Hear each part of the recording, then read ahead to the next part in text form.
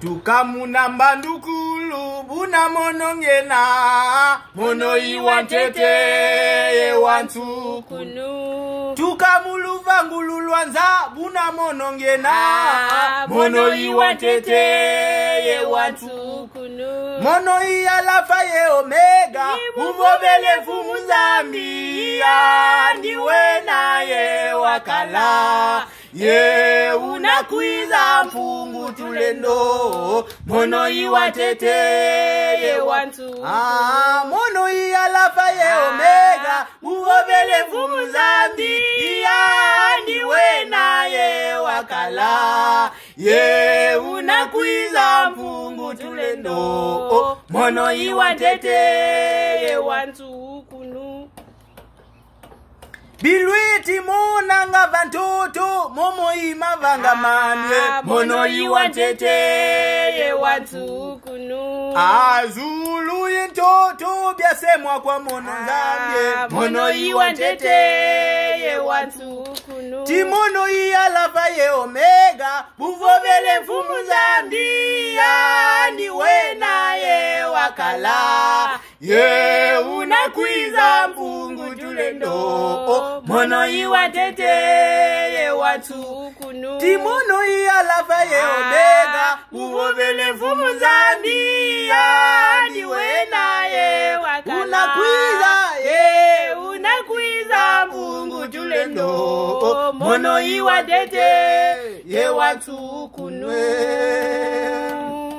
Mono ya sabula baiselele vakati diambu wa mwake mono iwantete ye wantu kunu bimangu bya byonsono bya vangwa kwa mono ngambye mono iwantete ye wantu mono iyalafa ye omega uvovele fumu zandia ndiwe naye wakala unakwiza mfungu tulendo mono iwatete ye watu kunu Kibaka kenene kya kitantu kya bamulumbukyo Samalia na Yuda mwabaki tantu Kansi isubuka lwaka muna wabasamuni na zola Isubuka lwaka muna wabasamuni na yen Ida ukwa beno ba milongo kielu tomaza yadio Kansi isubuka iza vantoto Kamuvambi sako kamunata kitantuko Kasi mutunga Kasi isubuka iza vantoto Kamuvambi sako kamunata kitantuko Kasi mutunga Lutala Samalia na Yude Mwaba kitantu Kagiluta baga kozola kwa kota Lutala Samalia na Yude Mwaba kitantwe Kagiluta baga kozola kwa kota Kwa beno bamilonge Zola kwena kwa mbote Zola yaya kwa beno badibunwe Zola kwena kwa mbote Zola yaya kwa beno bisi Kongo Zola kwena kwa mbote Zola yaya Soki uzangi bolingo ya solo Okomo na yawete Soki uzangi bolingo ya solo Okomo na yawete Soki uzangi bolingo ya solo Okomo na yawete Mama soki uzangi bolingo ya solo Okomo na yawete Ineta Mpangizame Babena Congo. En tout cas, vraiment, toujours qui salue BAM TV au service des autres, comme vous le voyez vraiment. Et je ne peux pas prendre de parole sans pourtant se présenter. Alors, en face de vous, c'est l'aigle géant du Congo central qui est Mutanzinga Kawandiako, Mfumandamba, Mwanansundi, Yenge, Mutatukamase. Vraiment, en mode Kiosi, de tout le monde regarde vraiment un peu de jaquette, malgré qu'il s'allume. Kati tukutako Kiosi qui n'a pas donc kansakako, raison pour laquelle le tout monde a et les géants jaquette malgré qui salo. Vraiment, babingi c'est pas qui vous ça, n'hidi TV au kava babingi beti qui va na vous en disant que l'aigle géant, ça c'est quoi encore? Toujours au service des autres, sous bien le niveau, tonangunda muso babitini bien tieto. Raison pour laquelle Mutanzinga s'est décidé de se mettre au travail pour changer l'état de vie de nos membres ou de nos familles ou de notre peuple en général. Quel peuple? Je parle souvent du peuple du Congo central, car Congo central c'est la terre des Benakongo, c'est la terre de nos ancêtres, c'est la terre de Mutanzinga. Raison pour laquelle Mutanzinga s'est décidé de changer la vie du Congo central.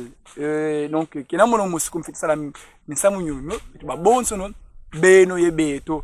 Raison pour laquelle l'aigle géant vous a toujours interpellé de venir en aide ou au secours à votre famille Benakongo, à votre peuple du Congo central et à votre terre ancestrale. Muntu wankaka kenako fitukuza soba ntieto evo kuza soba bitini bya ntoto mieto. Kadi tata nzambi watu vanga watu tula muntoto miomio mpasi twasalila mio yesoba mio yezandu la mio.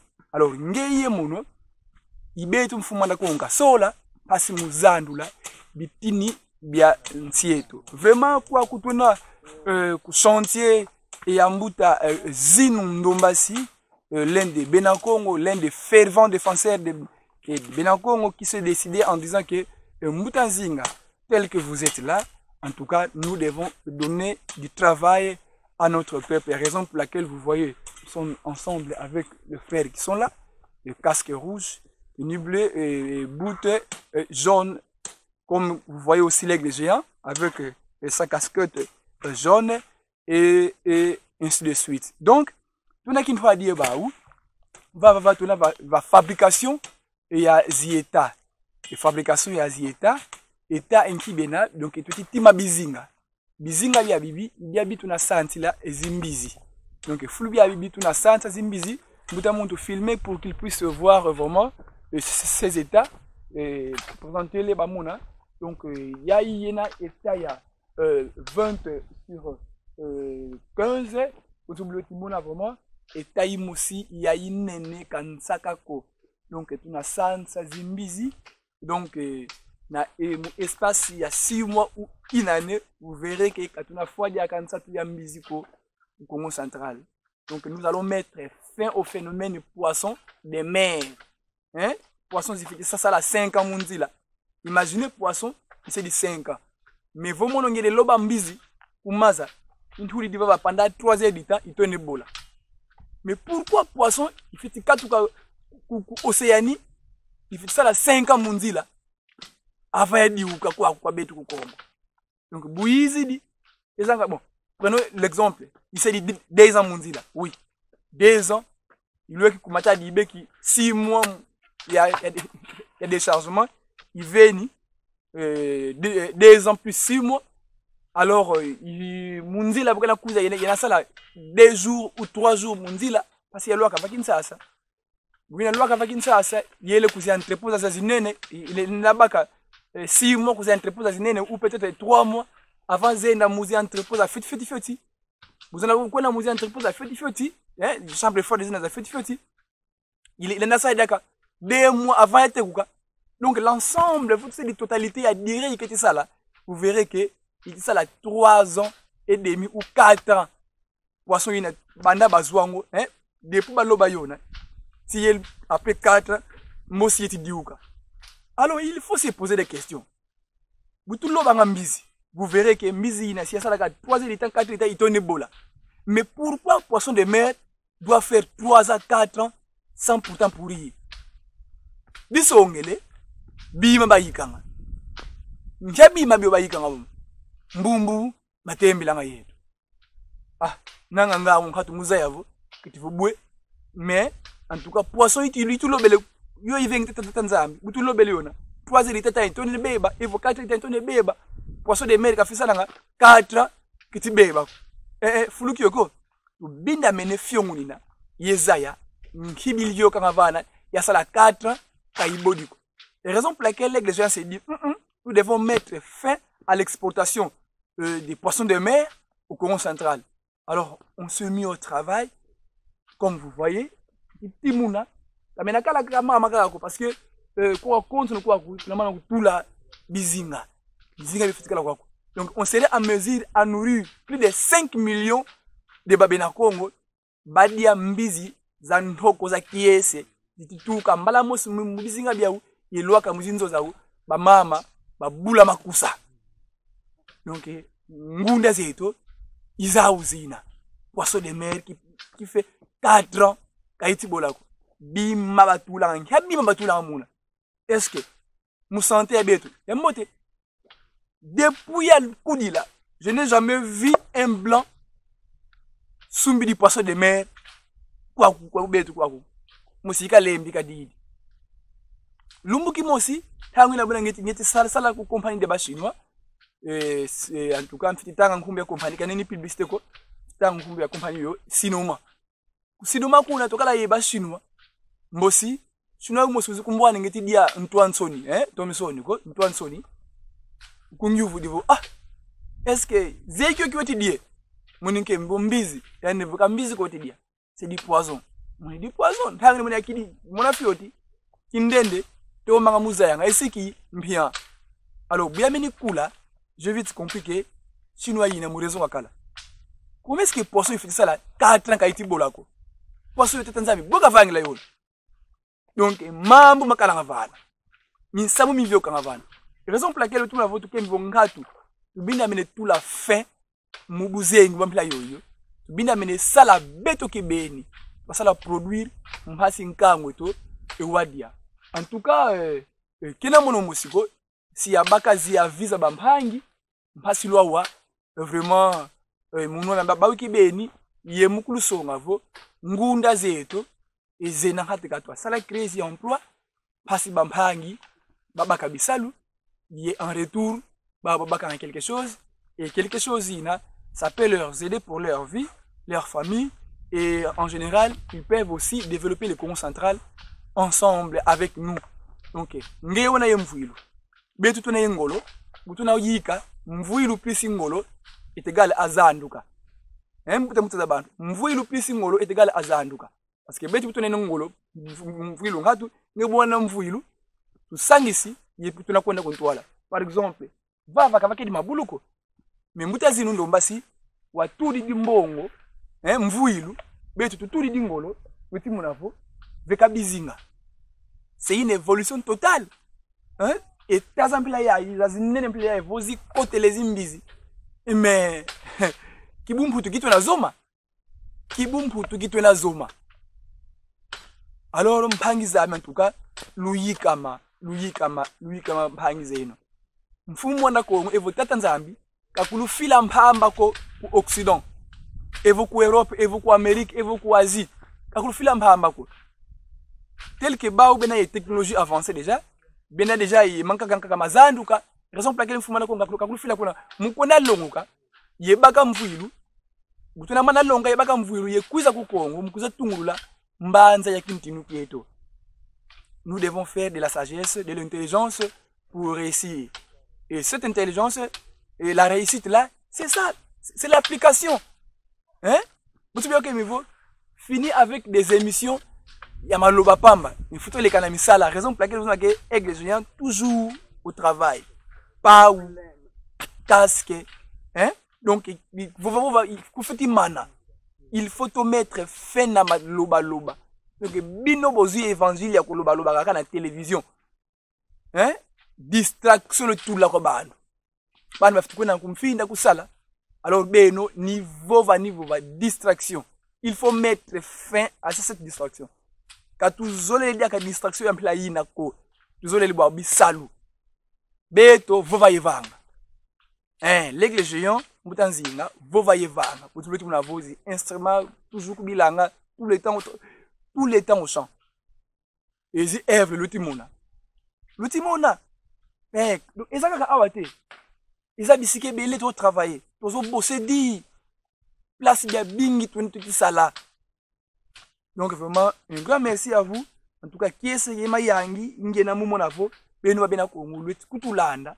En tout cas na kiese beni luyindula mtoto mieno luyindula kulukieno luyindula fulu tata nzambi kakuluvana tuzeivo déception ça qui des azini oui vous avez fait confiance à d'autres et d'autres mais confiance zina kasabuta ndandoko alors mintima mimi ne myalwana mintima mimi ne myakote maniongo kansi vakati ko wambi wa mote kakondo ngako parce que preuve à l'appui de tout le monde a bisali beti kwenda et qui oriente nani wetsala orienté bisali bina c'est Bam TV votre chaîne qui éveille des consciences votre frère Mutanzinga et rien d'autre personne. Donc on est là, notre souci c'est de civiliser le Congo central. Hein? C'est de faire avancer le peuple Benakongo. C'est de faire promouvoir notre culture. Mais on ne peut pas le faire na Malouba Pamba. Hein? On ne peut pas le faire polop polop, non. Avec des actions concrètes et non des actions abstraites. Hein? Abstrait, on est moins à la terre. Yoki kaba, bossala boye, mais yemo kwa sala kayangote. Il faut tous les canabas, actions concrètes. Donc, oui, vova, yevanga. Donc, beti vova, yevanga. Donc, bima beti Monica. Donc, bisa beti Monica en tout cas. Tunakwenda tunabaka via visa bampangi. Tukabalua que l'alphabet sadina. Parce qu'on ne peut pas les interrompre. Là, il y a un bout à Outulanda. Tunabaka avis à bampangi. On ne peut pas. Silence one. On ne peut pas interrompre. Vraiment, comme vous voyez, notre frère il arrive pour passer une interview avec nous. Vraiment, qu'il puisse nous expliquer un peu et ce qui se passe ici et peut-être son avis ou peut-être un message global chez la famille Benakongo. Parce que comme vous le savez, l'Aigle géant a toujours parlé de Benakongo et rien d'autre personne. Et l'Aigle géant il est tribal. Non, je ne suis pas tribal. Parce que imaginez Moutou Oazumbenga congolais. Est-ce que c'est tribal? Moutou Oazumbenga Brazzavillois. Est-ce que c'est tribal? Oazumbenga sénégalais. Hein? N'est-ce pas français? Ici c'est Paris. La France c'est pour les Français. Est-ce que c'est tribal? Pas tribalité. Et même à l'Aigle géant. L'Aigle géant aussi n'est pas tribal. Il parle que de la vérité et il parle que de Bakongo. Et Mouta tout vu quand on a au stade de l'interview parce que luminosité yakala yambote en plus visibilité yabampangi yakala bambote beni en tout cas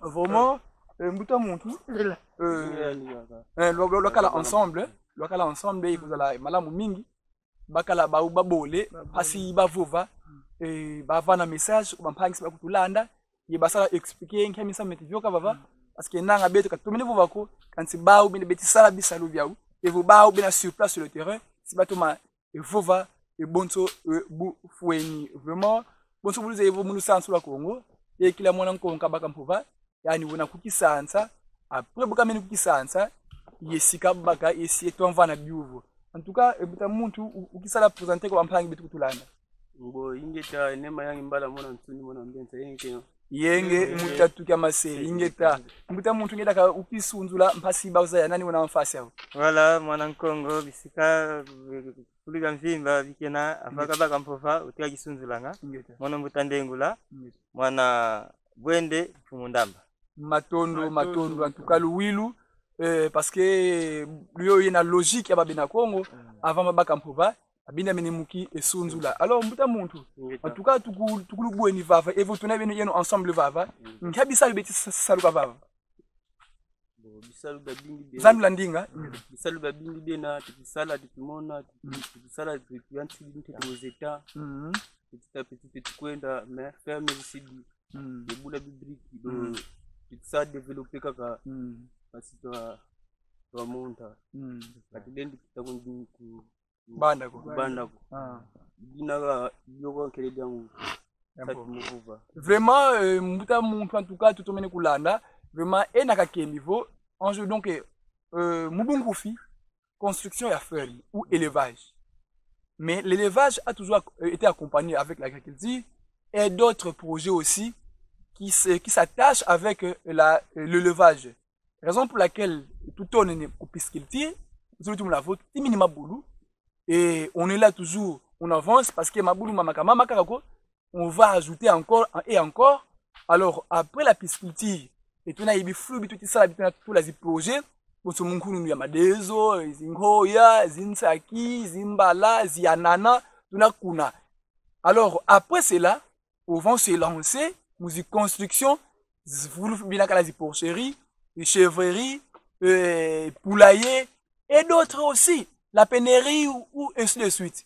Et raison pour laquelle que nous avons petit coup enda molo donc mumalembe malembe tutone neti bakutima bizinga après tina toma satima bizinga twele kukuna après bitona malisa kuna mara mosi tutone ne mbululu ya biblique ya construction ya fermette en tout cas mbuta tutomeni yanga la beni mu intervention yaku vraiment alors ngile na lomba kwa mpangi bitutulanda evonka message nenda vana kwa nkamwa Kongo bitutulanda message particulier donc comme on a sama kisalo comme message yangi ngia message lena kubavana bon etake mona Congo bon bienge kaka iba fidi da etake bete kisalo kile tena ngeta bon katuna ntete ma mingi ko muvu batlaka ndian tsuriela ngeta mais petit à petit sibakala wa kwa umumu karamba sati. Alors, est-ce que moi soutien quand peut-être vous manquez aussi de matériel, peut-être soutien ou peut-être vous voyez un message comme parce que vous avez du travail, mais les autres vont aussi périssent sans emploi. Et tu n'as pas mais nge beki villa déjà d'abaka. Alors, weti kama ko bampangi bo bena ibivanza betukutulanda. Est-ce qu'il ne peut pas venir en nos secours ko bampangi bo tukono bisalu? Parce que bête tout beki, mais banka bingi bakondo bisalu. Va tuna moins de 20 personnes. Et les Bakongo, tu as plus de 5 millions de Bakongo. Et si 100% des jeunes Bakongo n'ont pas d'emploi. La raison pour laquelle tu as message à Koko Bampangi, on s'est monté à dire que tu y kama, parce que tu as bisalu. Ngeta, ibuna ka vovele, bati kama kaka, tout ça aider take njila Kongo tuna. Ngeta. Ça développer ukanda detu pasi dienda kuntwa matondo mbuta muntu en tout cas tuenda kwa mbuta ndengula tobaka mpova kwa mbuta ndengula en tout cas mbuta ndengula ça sila bampangi voilà nkiansa motivé ka baba est-ce que nki rebellion vongi en tout cas kwa kukwena kisalu beta taiza beta tuka ku ma Congo central malgré, bon, t'as au nombre de 10, mais c'est yayele, vetubatatu, tasidi. Alors, premier mois, t'as moins une motivé de vie, sale, moussika salaman. T'as ni, non, moi d'avance black, tasidi. Bon, yo, premier mois yakele. Mais, tu sais qui ça s'habitue, en tout cas, boulot, yeti kwenda. Una ediga tutilomba ngitilomba vraiment kwa bampangi kwa bampangi kwa kuku kwa beto surtout ba Congo bisalu kabienako bisalu kabienako d'ailleurs ngete ka sa féliciter babungi kwa mbutandombasi en part ça ngiti sadaka féliciter mbutanzinga kadeyando ezi kunkhatula kuna impese untwedi kumphumbu en tout cas toko beni Toko beni petito mayangala me edika tutilomba la tout ça fait renforcer zi matériel à part ça bisalu biaika mabeto twena kuku nous sommes libres de travailler salu bia wonsono en tout cas pauvre yo naka ikele nami peut-être matondo mbutandengula il a englobé tout, il a brossé tout comme vous l'avez suivi, donc il a dit vraiment le travail. Il a parlé, et félicitations, comme Mbutazinu Ndombasi, et il a dit aussi un grand merci à Mbutanzinga Kawandiako qui est le propriétaire de la chaîne BAM TV,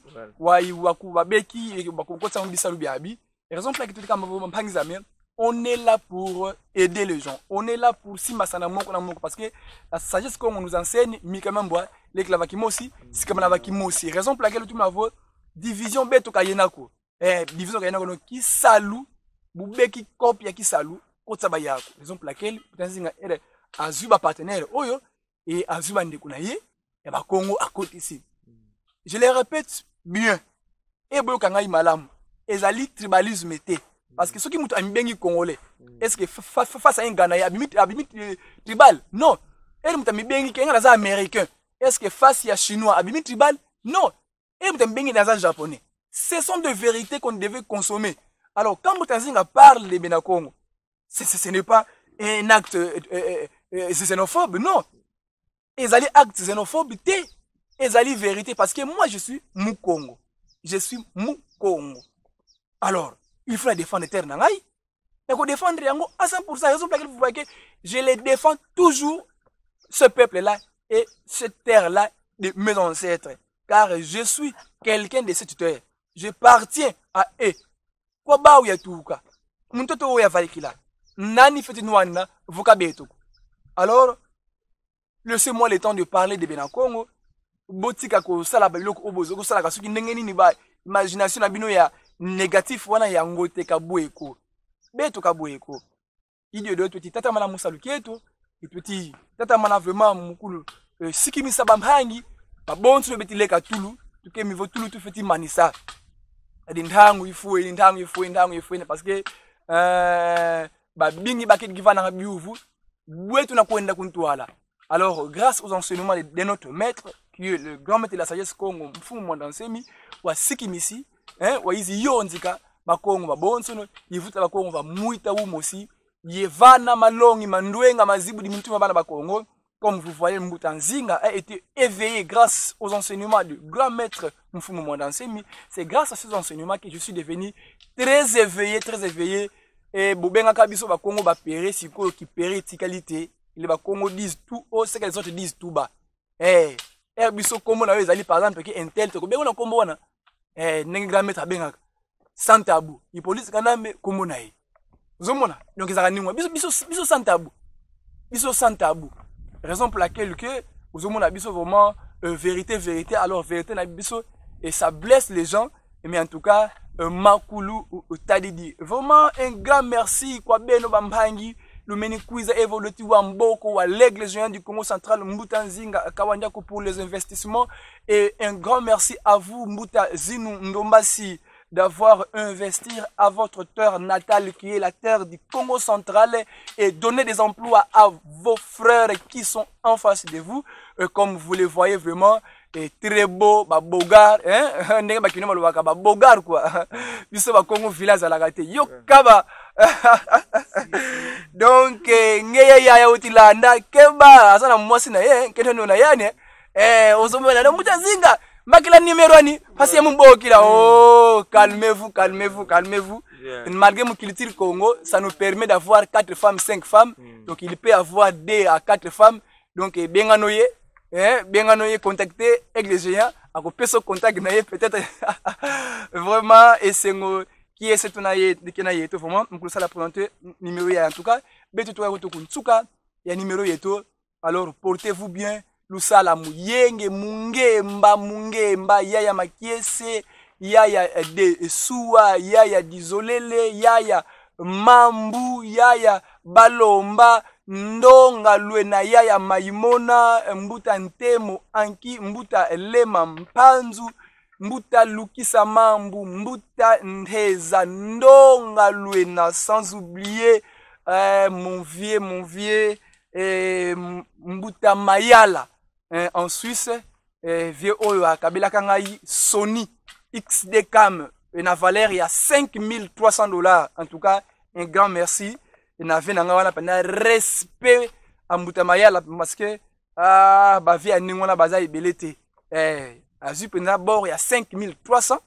Atindeli petit na ye Mbutanzinga baka wasali la kisalu parce que sali ko sala ki est maya ngena qui est parce que oui simbanga caméra yoyo et tout le monde on perd beti mona Mbutanzinga mais petioyo mais caméra quoi bagidi donc c'est vraiment un grand merci aussi à Mbuta Lema Mbanzu et d'avoir offert à l'aigle géant les 4K par le bi caméra et technologie moderne oyo nazo sala la besoin la bilongi ma foot donc il mange très kitoko c'est 4K ya Mbuta Lema Mbanzu et yenkenwa ni ya désolé en tout cas un grand merci quoi beno et sans oublier aussi bosomunke mivo yaya desuwa yani wa vaikisa mbongo zani parce ngeni ya la formation ku INPP pour devenir ce que je suis aujourd'hui vraiment un grand merci à nos ancêtres un grand merci comme Mfumu Mwanda Congo kadi yani ni kutuvana ntemo ni walum kalumbu et kiesi ka kingi kwa neko kalunga kadi walungi la mbabo ibya bionso no beto bantu tuti zinga ituzimi nanga muntemu wane ko kalunga kadi yani walungila babo ye bio nsono vraiment qui est c'est comme fumu mwanda nsemi bika nsambu ye nsambu za lusaku munu za sikila muyani kadi yani on a le père fondateur de Congo, c'est lui qui a tout restauré. Un grand merci à vous fumu mwanda nsemi. Après vous mabanga izalaka société ngaka les respects maître et sans vous beto ba Congo qui a dit vraiment go go. C'est fini. Nakanga quoi.